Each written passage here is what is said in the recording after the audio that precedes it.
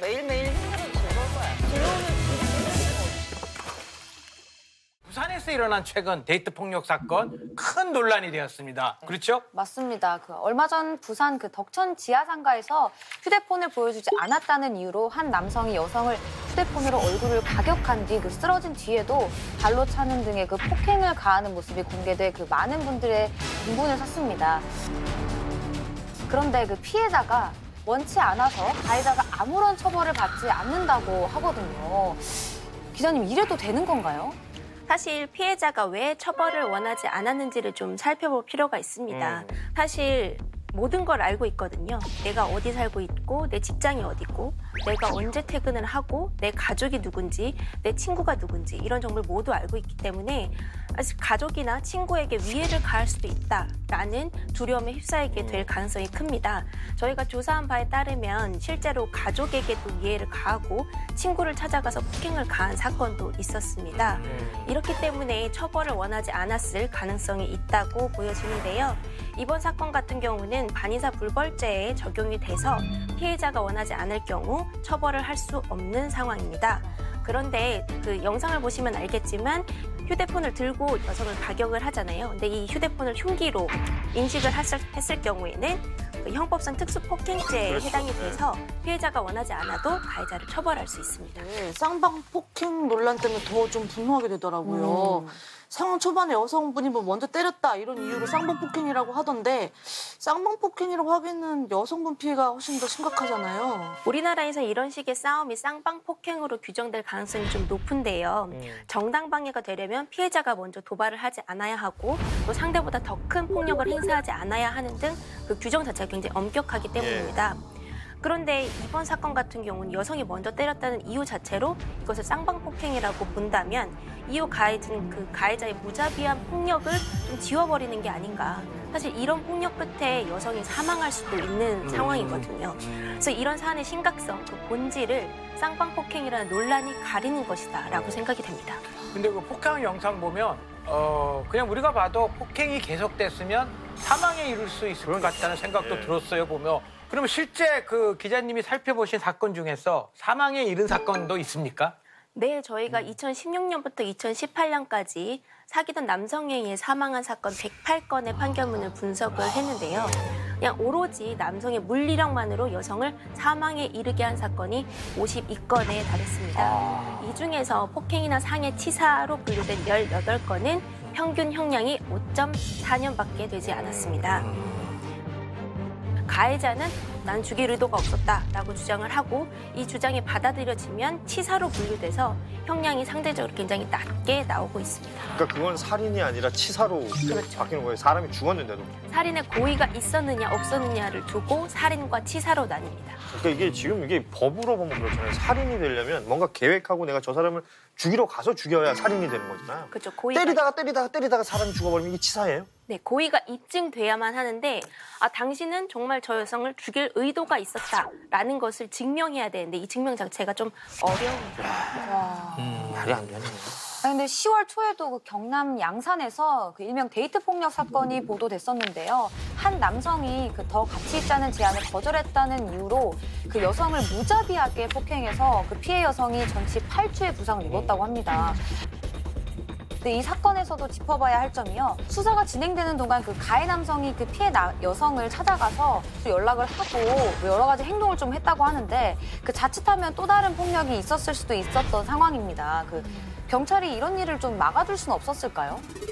데이트 폭력 사건 같은 경우는 앞서 보았던 양산 사건처럼 가해자와 피해자를 분리시켜놓는 게 굉장히 중요한데요. 부부지간이 아닌 경우에는 분리시켜놓는 임시 조치가 불가능합니다. 법적으로 근거가 없어요. 그렇기 때문에 경찰이 취할 수 있는 그런 조치들이 좀 한계가 있는 게 사실입니다. 여자가 헤어지자고 했다는 이유로 칼 들고 협박했다 이런 뉴스도 종종 나오잖아요. 만약에 이런 일로 신고를 해도 이제 경찰이 아무런 조치를 할 수가 없는 건가요? 만약에 가해 남성이 칼을 두고 협박을 했다. 누가 봐도 위협적인 상황이라면 경찰이 조치를 취할 수는 있겠죠. 그렇지만 더 큰 문제는 경찰이 왔다 간 이후에 신고한 이후에 발생을 합니다. 저희가 조사한 바에 따르면 경찰 신고 후에 48시간 이내에 사망한 여성이 3명이나 있었고요. 지난 8월에 보도된 대구 식당 여주인 살인 사건이 바로 그 케이스인데요. 헤어진 여자친구가 운영하는 식당에 남자가 찾아갔습니다. 칼로 위협을 했고 그 가해자를 신고를 했는데 경찰이 떠난 지 1시간 이내에 남자가 다시 찾아와서 칼로 살해를 했습니다. 그러면 예방은 할 수 있는 법은 없다 하더라도 현재 상황에서 피해자들을 좀 보호하고 경찰이 뭐 조치해 줄 수 있는 그런 방안들은 없습니까? 일단 피해가 발생한 이후에는 긴급 신변보호 요청을 할 수 있습니다. 피해자가 요청을 하면 긴급 신변보호 대상자로 등록이 되고요. 이후에 112에 신고를 하면 이 사람이 긴급 신변보호 대상자다라는 것이 경찰에 고지가 되고 즉각 출동이 가능합니다. 그리고 데이트 폭력으로 신고한 이후에는 스마트워치가 지급이 되는데요. 버튼 하나를 누르면 내 위치가 어딘지가 경찰에 곧장 전달이 되고 이 역시 긴급 출동이 가능합니다. 그리고 피해자가 원할 경우에는 임시 숙소를 마련해 줄 수 있는데 최대 5일 동안 이용할 수 있고요. 피해자 숙소 근처에 CCTV를 설치해 줄 수도 있습니다. 이게 사실 지금 저희가 얘기하고 있는 데이트 폭력 뭐 이런 것들이 재범률이 높다는 게 또 문제거든요. 얼마 전에 제주에서 여자친구가 헤어지자고 했다는 이유로 사흘간 이 여자친구를 감금하고 성폭행했던 사건이 있었습니다. 근데 이 사건의 피의자가 데이트 폭력 전과가 있었던 것으로 또 확인이 됐죠. 3년 전에 이별을 통보했던 그 다른 여자친구를 공동묘지로 데리고 가서 뭐 둔기로 폭행을 했던 내용. 또 2009년도에는 그때 당시에 여자친구가 헤어지자고 해서 그 집으로 찾아가서 폭행하고 심지어 다른 피해자 가족들까지 뭐 흉기로 찌르기도 했던 이런 사람이었는데 이게 데이트 폭력건에 있어서는 재범률이 유독 높은 것 같아요. 네.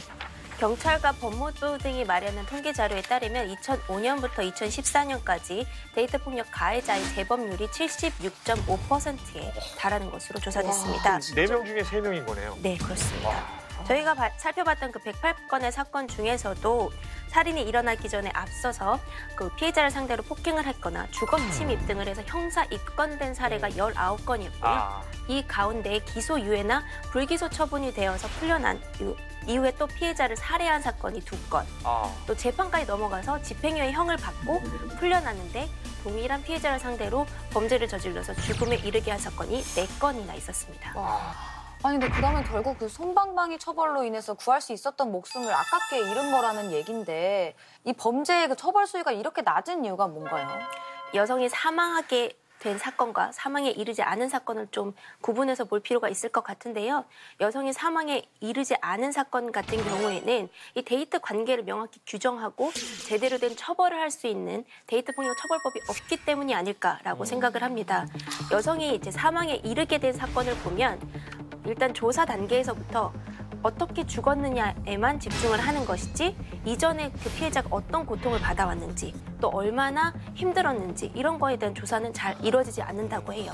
이런 것까지 포괄적으로 조사가 돼야 이 가해자의 위험성 이런 것들을 좀 충분히 판단하고 높은 수위의 처벌이 가능할 텐데 이런 것들이 이루어지지 않고 있어서 처벌 수위가 낮은 것으로 보이고요.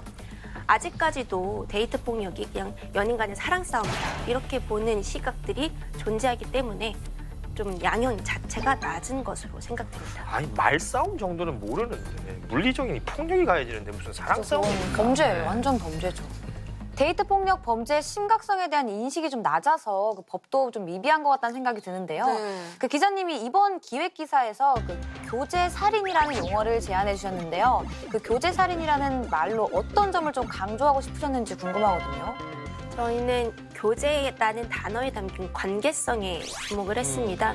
이 데이트 폭력 살인 사건 같은 경우는 이 친밀한 관계를 오히려 악용해서 사람을 사망에 이르게 한 범죄라고 생각을 했고요. 그래서 이런 관계를 어떻게 하면 더 정확하게 표현할까를 고민을 했고 그래서 교제 살인이라는 명칭을 썼습니다. 이것이 그냥 단순히 사랑 싸움 이런 게 아니다. 이건 범죄고 살인으로까지 이어질 수 있다라는 점을 좀 강조하고 싶었습니다. 자, 그러면 잔혹한 데이트 폭력 사건이 뭐 앞으로도 계속 많아질 거 아닙니까? 그러면 희생자도 계속 늘어날 거고 그리고 우리 사회가 좀 어떤 노력을 기울여야 될지 한 말씀 부탁드립니다. 11월 25일부터 12월 1일까지가 여성폭력 추방 주간입니다. 이런 캠페인을 벌이는데요. 이 캠페인 굉장히 중요하겠죠. 그렇지만 더 중요한 것은 폭력에 노출된 여성을 법의 테두리 안에서 보호할 수 있어야 한다는 겁니다. 그래서 반의사 불벌죄 적용을 제외하는 그런 항목이 포함돼 데이트 폭력 처벌법이 하루빨리 마련되기를 바랍니다. 자, 이주영 기자님 오늘 말씀 감사합니다. 고맙습니다.